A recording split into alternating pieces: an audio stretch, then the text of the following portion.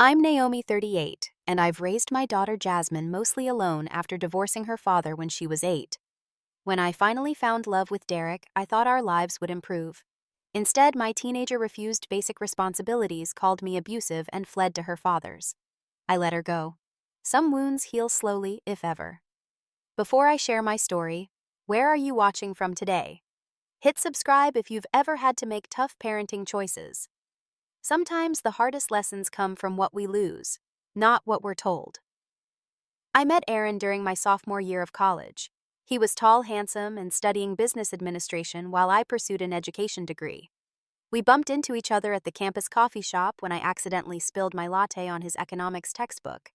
What started as an embarrassing moment blossomed into a whirlwind romance. Within 6 months, we were inseparable. Aaron had ambitious dreams of corporate success, and I was swept away by his confidence and charm. Looking back, perhaps we moved too quickly, but at 22, patience wasn't my strongest virtue. When Aaron proposed during our senior year, I said yes without hesitation. We married in a small ceremony with close friends and family just 2 weeks after graduation. The early days of our marriage were filled with hope and excitement. We rented a modest apartment near the high school where I landed my first teaching job.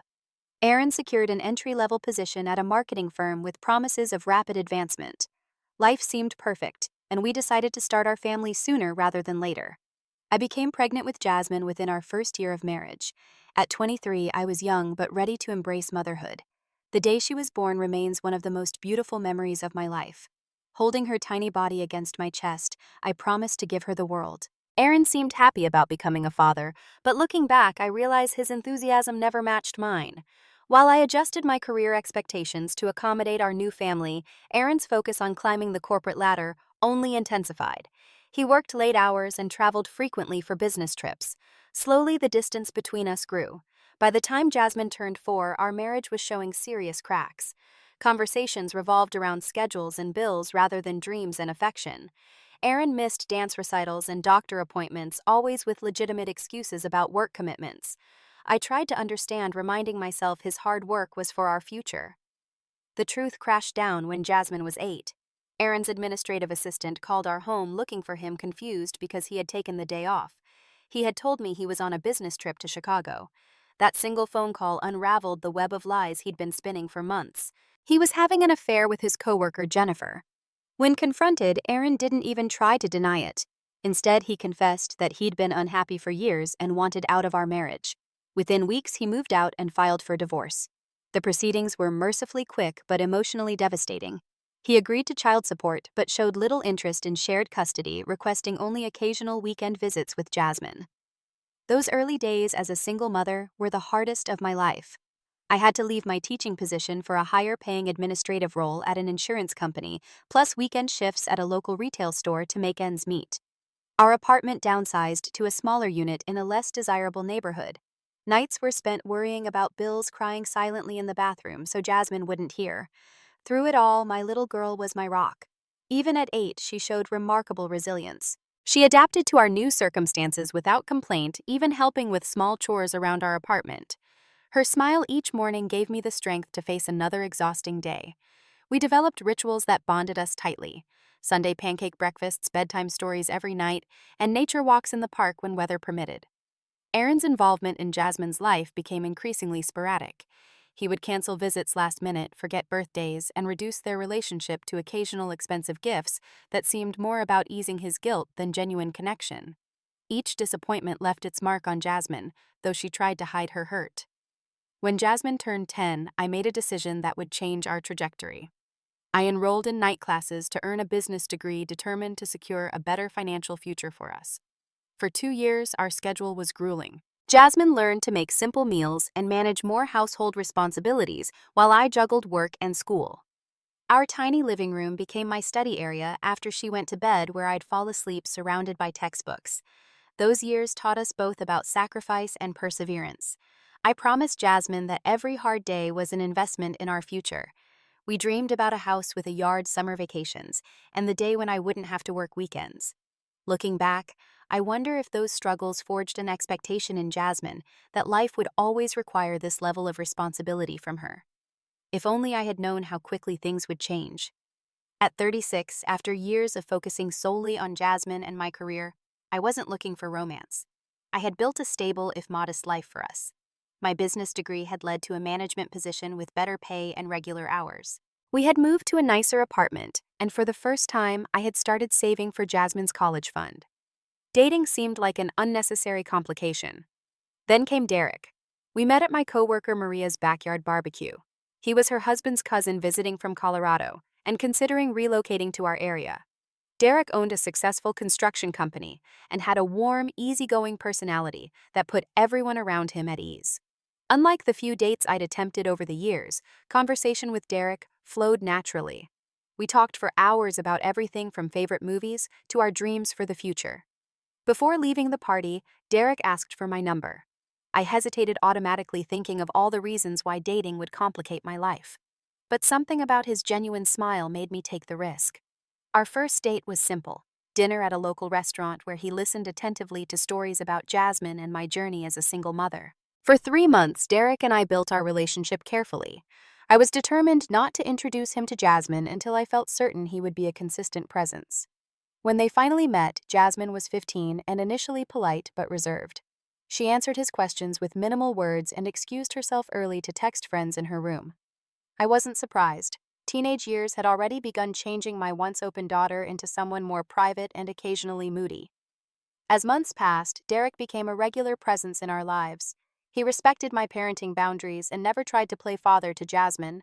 Instead, he approached her as a friend, finding small ways to connect through her interest in photography and action movies. Slowly, Jasmine seemed to warm to him, though maintaining the typical teenage distance.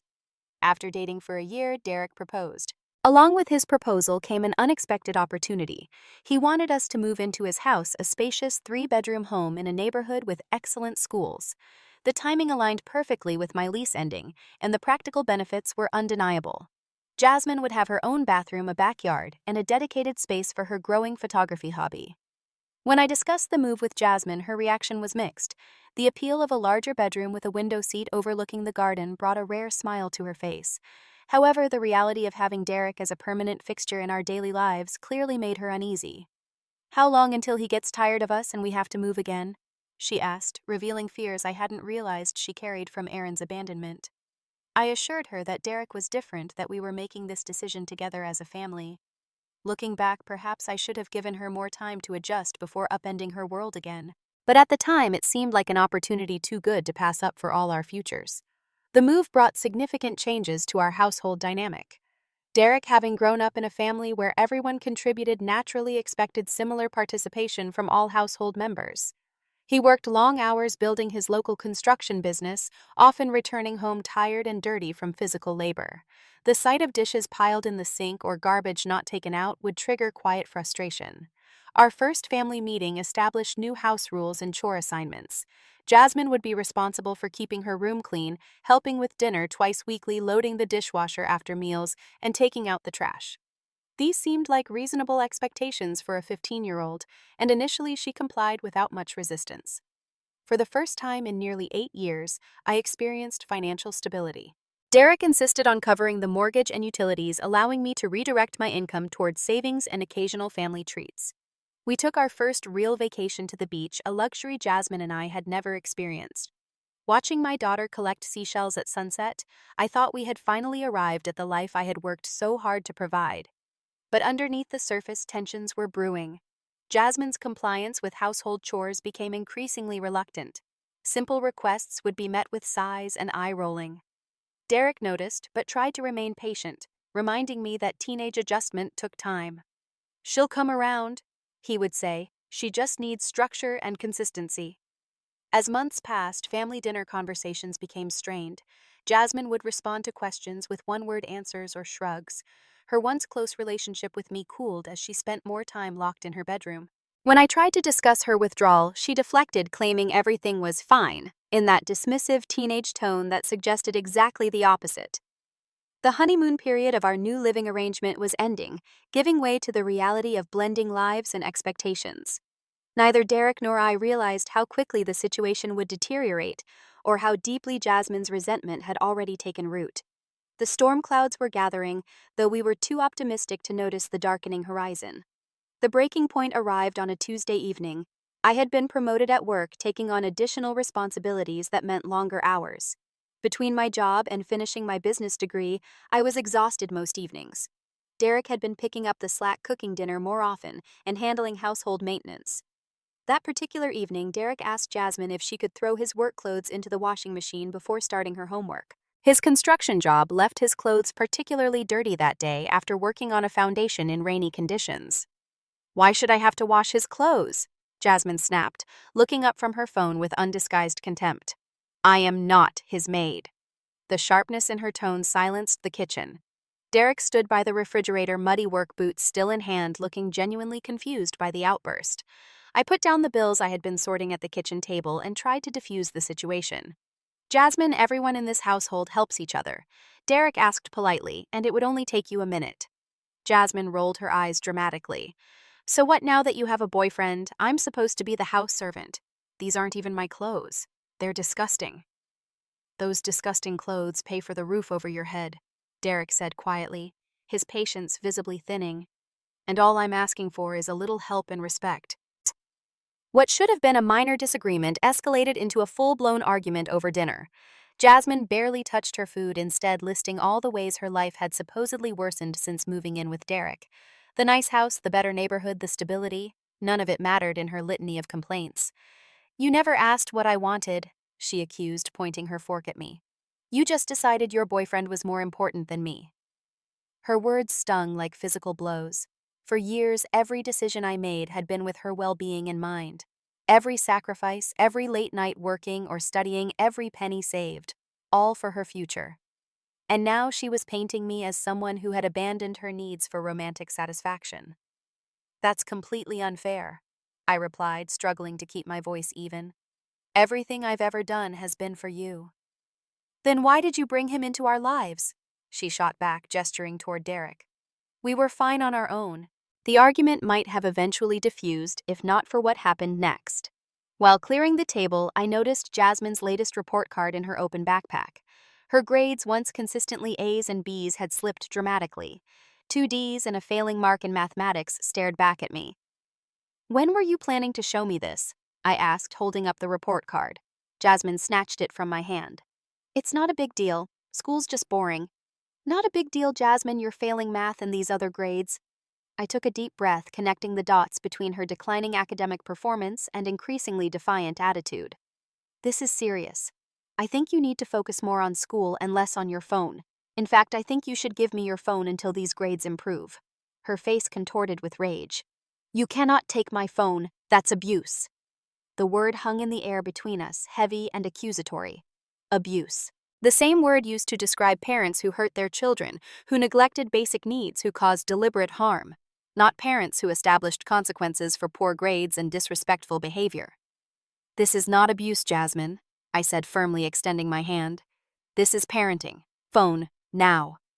With trembling fingers, she surrendered her device, tears streaming down her face. "I hate living here. I hate these stupid chores, and I hate what he's turned you into." She pointed at Derek before storming upstairs. The slamming door echoed through the house, leaving Derek and me in stunned silence. Later that night, I tried to talk with Jasmine to explain why household responsibilities and good grades mattered for her future, but she refused to open her door, responding only with, "Leave me alone." What I didn't know then was that Jasmine had a backup phone, an old device she had secretly kept charged for emergencies. While I thought she was reflecting on her behavior, she was actually texting her father, crafting a narrative of mistreatment and unfair expectations. A narrative that conveniently omitted her failing grades, disrespectful attitude, and refusal to contribute to our household. Aaron, who had been minimally involved in Jasmine's life for years, suddenly became intensely interested. He called me the next morning, his voice cold and accusatory. "Jasmine tells me you've got her living like Cinderella," he began without greeting, "and that your new boyfriend is making demands and rules." The irony was almost too much to bear. The man who had barely parented for 8 years now positioning himself as Jasmine's protector. I tried to explain the reality of the situation, but Aaron had already decided his version of events. He had always been skilled at recasting himself as the hero in any situation. That evening, Derek and I had our first serious argument. He felt undermined by my inability to enforce household expectations. I felt torn between defending my parenting choices and acknowledging that perhaps we had expected too much too quickly from Jasmine. We went to bed without resolving anything, the future of our relationship suddenly uncertain. I couldn't have known that in less than 24 hours, everything would change irrevocably. The next day, I returned from work earlier than usual, hoping to have a calm, rational conversation with Jasmine before Derek came home. What I found instead was my daughter in her room methodically packing clothes into a suitcase. "What are you doing?" I asked, though the answer was painfully obvious. Jasmine barely glanced up from her packing. "I'm going to live with Dad. He says I can stay as long as I want." The words hit me like a physical blow. "Jasmine, you can't just decide something like that without discussing it. Your life is here, your school, your friends." "Dad says I can transfer schools," she replied with chilling detachment. "His house is bigger anyway, and Ashley has a pool." Ashley, Aaron's new wife, 15 years his junior. They had married just last year, and I had met her exactly once at a parent-teacher conference where Aaron had unexpectedly shown up. She had seemed pleasant but distant, clearly uncomfortable in the role of stepmother to a teenager she barely knew. "You barely know them," I said, trying to keep panic from my voice. "Your father has seen you maybe 10 times in the last year. You can't make this decision based on one argument." Jasmine zipped her suitcase with deliberate finality. "It's not one argument, Mom. It's everything. You chose Derek over me. You changed all the rules. You expect me to be the maid around here." "That's not fair or true," I protested, tears threatening. "Basic chores aren't servitude, Jasmine. They're part of being in a family, of growing up. And none of this has anything to do with how much I love you." She shrugged, the gesture so dismissive it broke something inside me. "Dad says I shouldn't have to do anything I don't want to. He says you're being controlling." Of course he would say that. Aaron, who had never had to enforce bedtimes through a toddler's tantrums or establish homework routines through elementary school resistance. Aaron, who showed up with expensive gifts and fun outings, then returned to his child-free existence when parenting became inconvenient. How easy it was to be the permissive weekend father rather than the consistent daily parent. Before I could formulate a response, the doorbell rang. My stomach dropped. Somehow I knew exactly who waited on our front porch. Aaron stood there in his designer suit, looking exactly as successful and polished as he had always aimed to be. 8 years had added distinguished gray at his temples, but little else. Behind him waited a luxury SUV, engine still running. In the passenger seat sat a blonde woman I recognized as Ashley, absently scrolling through her phone. "I'm here for Jasmine," he said without preamble. I stood firmly in the doorway. "You can't just show up and take her, Aaron. We have a custody arrangement. She lives with me." "Custody arrangements can be modified," he replied smoothly, "especially when a child reports feeling uncomfortable in her home environment." Uncomfortable. She's a teenager who got consequences for failing grades and refusing basic responsibilities. That's called parenting. Aaron's expression remained impassive. "Let's not make this more dramatic than it needs to be, Naomi. Jasmine called me. She asked to stay with me. I'm just responding to our daughter's needs." Derek's truck pulled into the driveway, at that moment his arrival adding another layer of tension to the scene. He approached cautiously, taking in the situation with concerned eyes. "Everything okay here?" he asked, coming to stand beside me. "Aaron was just leaving," I said firmly. "Not without Jasmine," Aaron insisted. As if summoned by her name, Jasmine appeared in the hallway behind me, suitcase in hand. Her eyes were red, but her expression determined. "I'm ready, Dad." Something inside me wanted to physically block the doorway, to forbid this departure, to demand she stay and work through our problems. The primal maternal instinct to keep my child close warred with the rational understanding that forcing her to stay would only deepen her resentment. In that moment, I had to make an impossible choice. "Jasmine," I said, my voice breaking, "please think about this. We can work through whatever problems you're having. Running away won't solve anything." She looked at me, and for a brief moment I thought I saw uncertainty flicker in her eyes. Then Aaron put his arm around her shoulders, and her expression hardened again. "I've made my decision, Mom." Derek placed a supportive hand on my back, but remained silent, understanding this was my battle to fight. As Jasmine brushed past me, I made one last attempt. "You're always welcome home," I said softly. "Always, no matter what." She didn't respond or look back as Aaron led her to the car. I watched tears streaming down my face as my daughter climbed into the back seat of a stranger's vehicle. Because that's what Aaron was to her now, nearly a stranger who had swooped in at the first opportunity to play savior without understanding the day-to-day reality of raising a teenager. The SUV pulled away, carrying my heart down the street and out of sight. I stood frozen on the porch until Derek gently guided me inside. The house felt immediately emptier, Jasmine's absence like a physical presence. That night, I curled up on her bed, inhaling the lingering scent of her fruity shampoo on the pillowcase, and allowed myself to sob until exhaustion claimed me. Derek checked on me periodically but gave me space to grieve. Because that's what this was, a grief unlike any I had experienced before. My child was alive but had chosen to walk away from me, from us, from everything I thought we had built together. In the darkness of her empty room, I questioned every parenting decision I had ever made. Had I expected too much? Been too strict? Not strict enough? Should I have waited longer before moving in with Derek? The questions circled endlessly without answers. By morning, determination replaced despair. I would fight for my daughter through proper legal channels. I would show her that love sometimes meant standing firm rather than giving in. But I had no idea how long and painful the road ahead would be, or how deeply this rift would alter all our lives. The days immediately following Jasmine's departure passed in a surreal blur. I contacted my lawyer only to learn that given Jasmine's age and Aaron's status as her biological father, forcing her return would be difficult unless I could prove endangerment. At 16, courts gave significant weight to her preferences. I sent Jasmine daily texts, most of which received no response. When she did reply, her messages were brief and cold. "I'm fine." "School is fine." "No, I don't need anything." Each curt response twisted the knife deeper. I tried arranging a meeting suggesting neutral locations for lunch or coffee. The first few attempts were met with outright refusals. When she finally agreed to meet at a cafe near her new school, she canceled an hour before with a vague excuse about homework. The first significant date we spent apart was her 17th birthday. I mailed a carefully selected gift, a professional camera she had been eyeing for her photography hobby, along with a heartfelt card. The package was delivered according to tracking information, but I received no acknowledgement.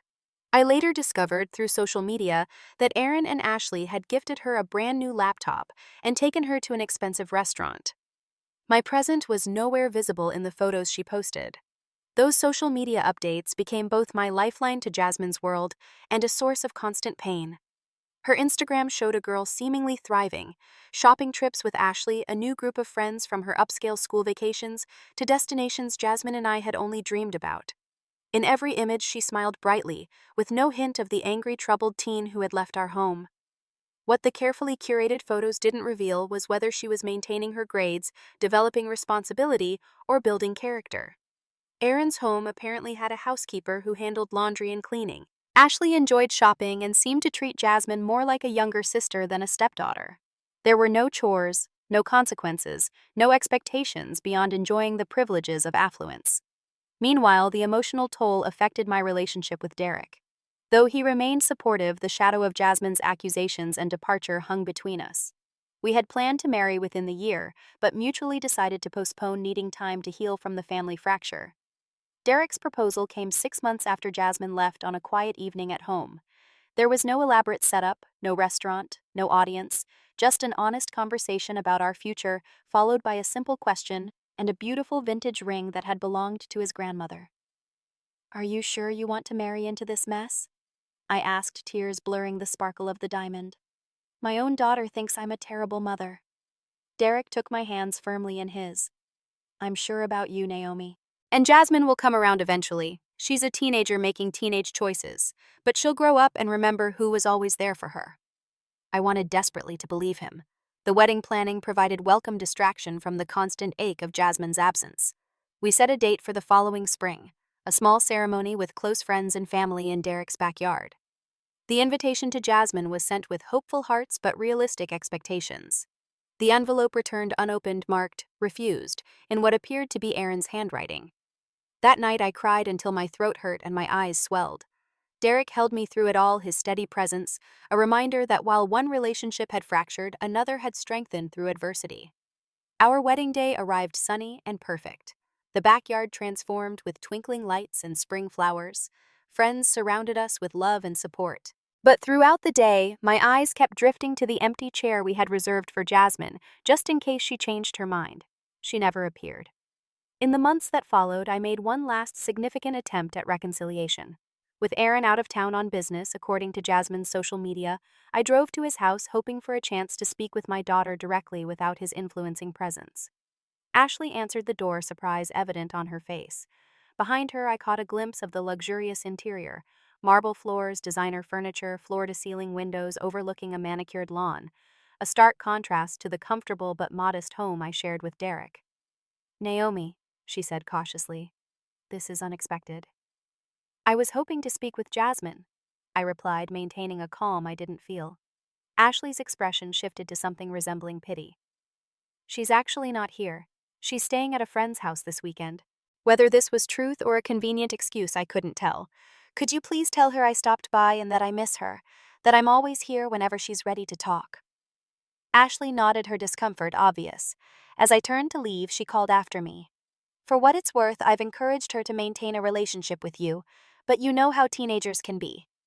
The irony of this woman, barely 10 years older than my daughter, offering parenting insights, wasn't lost on me. I simply nodded and returned to my car, where I sat for several minutes gathering my composure before driving home. Through mutual acquaintances, I learned disturbing information in the following weeks. Jasmine had apparently been telling revised versions of her departure, painting herself as rescued from an abusive situation. The word abuse attached to my name in any context felt like a physical assault. How had my daughter come to view basic parental expectations as abuse, and how readily others believed these distorted narratives without questioning? Jasmine's high school graduation approached quickly. Despite our strained relationship, I was determined to attend. This milestone deserved to be witnessed, regardless of the awkwardness it might entail. I arrived early, choosing a seat near the back where I could observe without creating discomfort. Aaron and Ashley sat in premium reserved seats near the front, coordinated in expensive attire and sunglasses. They hadn't noticed my presence, for which I was grateful. When Jasmine crossed the stage to receive her diploma, I stood and applauded with genuine pride. Whatever had happened between us, her accomplishment deserved celebration. After the ceremony, I navigated through crowds of families taking photos and offering congratulations. I spotted Jasmine surrounded by Aaron, Ashley, and who I assumed were Ashley's parents. Taking a deep breath, I approached the group. "Congratulations, Jasmine," I said, offering a small gift bag containing a delicate silver compass necklace, a symbol of finding her way in life. Her expression registered surprise, then immediate guardedness. "Thanks, Mom. I didn't know you were coming." "I wouldn't have missed it," I replied simply. An awkward silence followed, broken by Aaron suggesting they needed to leave for their reservation. Jasmine handed the unopened gift to Ashley to hold, gave me a brief, stiff hug that felt like embracing a stranger, and turned away without suggesting any future contact. As I watched them walk to their car, laughing about something I couldn't hear, I made a difficult decision. I would stop pursuing reconciliation. The constant rejection was damaging my mental health, and by extension, my relationship with Derek. I would remain available and loving, but the next step would have to come from Jasmine. It was the hardest form of love I had ever practiced. The love that steps back and waits, the love that respects another's choice, even when that choice causes pain. As I drove home alone from the graduation, I wondered if Jasmine would ever understand how much strength it took not to chase after her, not to demand her return, not to force a relationship she clearly wasn't ready for. Some lessons I was learning couldn't be taught through lectures or rules. Some lessons could only come through the experience of loss. 3 years passed with minimal contact. Life continued its forward momentum, bringing unexpected joy despite the persistent ache of Jasmine's absence. Derek and I welcomed our son Jacob, who brought renewed laughter and purpose to our home. My career advanced to a senior management position. Derek's construction business thrived with several major contracts. From the outside, anyone would have called our life successful and complete. Yet Jasmine's empty seat at holiday gatherings remained a silent testament to unhealed wounds. Her occasional text messages on Christmas or my birthday were polite but distant, revealing nothing substantial about her life. I sent similar greetings, always ending with an open invitation to visit whenever she felt ready. These invitations went consistently unacknowledged. When my mother's 70th birthday approached, we planned a significant family reunion at our home. My brothers and their families would travel from different states.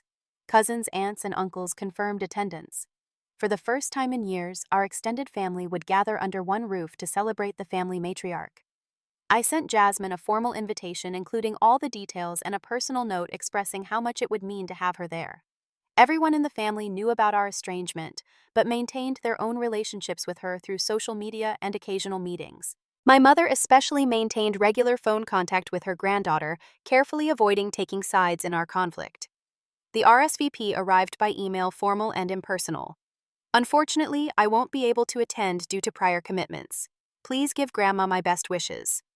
No explanation of what these commitments might be, no suggestion of an alternative visit, no personal message to me. I had prepared myself for this response, but the reality still stung. My mother was disappointed, but unsurprised. "She'll come back when she's ready, Naomi," she assured me during our weekly phone call. Sometimes people need to stay away to figure out who they are. The family gathering itself was beautiful chaos. Children running through the backyard, siblings catching up over drinks, old family stories retold with increasing embellishment. Jacob now too charmed everyone with his energetic antics and Derek's identical smile. Throughout the weekend, relatives discreetly avoided mentioning Jasmine's absence directly, though I occasionally caught concerned glances when they thought I wasn't looking. Only my youngest brother Mark addressed the elephant in the room, finding a quiet moment with me in the kitchen while I prepared coffee. "Have you heard anything from Jazz recently?" he asked, leaning against the counter. I shook my head. Just the RSVP declining the invitation. No real explanation. Mark sighed, running a hand through hair that had begun graying prematurely. "Madison saw her last month," he said, referring to his college-aged daughter. "They got coffee when Madison was visiting UCLA for a campus tour." My hands stilled on the coffee mugs. Jasmine was attending UCLA. This was news to me. Last I'd heard, she had been taking general education courses at a community college, undecided on a major or career path. "How is she?" Mark hesitated, clearly weighing his words. Madison said she seemed... I'm stressed. Apparently she and Aaron had some falling out. Ashley left him last year. Did you know that? I hadn't known. The news that Aaron's third marriage had failed wasn't surprising, but added another layer of complexity to Jasmine's situation. Did Madison say what the argument was about? Money, I think. Aaron's been having business troubles. He's cut back on supporting Jasmine. Madison said Jasmine was worried about affording next semester's tuition and rent. This information settled heavily in my stomach.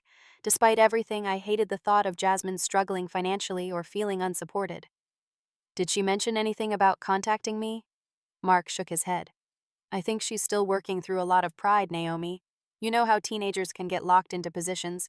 Even at 20, it's hard to admit you might have misjudged a situation." I nodded, resuming my task of arranging coffee mugs on the tray. "Well, she knows where to find me if she needs anything." The reunion weekend continued without further mention of Jasmine, though her absence remained palpable in family photos. My mother stood surrounded by grandchildren, with only Jasmine missing from the generational portrait. Looking at the images later, I wondered if Jasmine would regret missing these moments when she was older, when perspectives shifted with maturity and life experience. After the gathering, pieces of information about Jasmine's life continued to filter through the family grapevine. My niece Madison reported that Jasmine had joined a sorority but was struggling to maintain the lifestyle of her wealthier sorority sisters. Another cousin mentioned seeing social media posts suggesting a pattern of partying that interfered with academics. My mother reluctantly admitted that their phone calls had become less frequent, with Jasmine often too busy to talk for more than a few minutes. The picture emerging was concerning but not unexpected. Without structure, consequences, or financial reality checks, Jasmine was struggling to develop the self-discipline necessary for adult success. The same pattern that began with refusing household chores had evolved into difficulty managing adult responsibilities. I considered reaching out directly, but hesitated, remembering how my previous attempts had been rebuffed. Instead, I sent a brief email expressing that I was thinking of her and remained available if she ever wanted to talk or needed anything. As with most communications, it went unanswered. Derek, always my rock, reminded me regularly that Jasmine's journey was her own. "Some people have to learn through experience," he would say, bouncing Jacob on his knee. "You did everything you could as her mother. The rest is up to her now." I tried to focus on the family we had built. Derek, Jacob, our close friends, the supportive extended family that gathered around us. The life we had created was full and meaningful.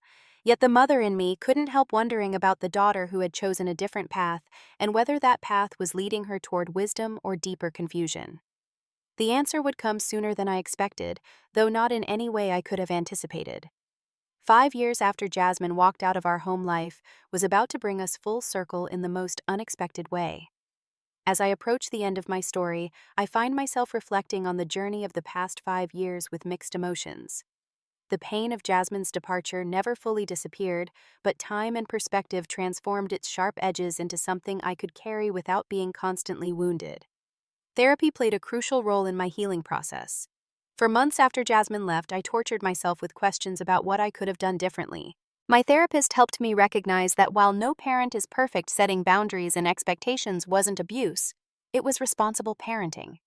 Gradually, I learned to forgive myself for the mistakes I had made while acknowledging that many of the choices that led to our estrangement were not mine alone. Derek's unwavering support throughout this difficult period strengthened our marriage in ways I never expected. Where some relationships might have fractured under such stress, ours deepened through vulnerability and shared resilience.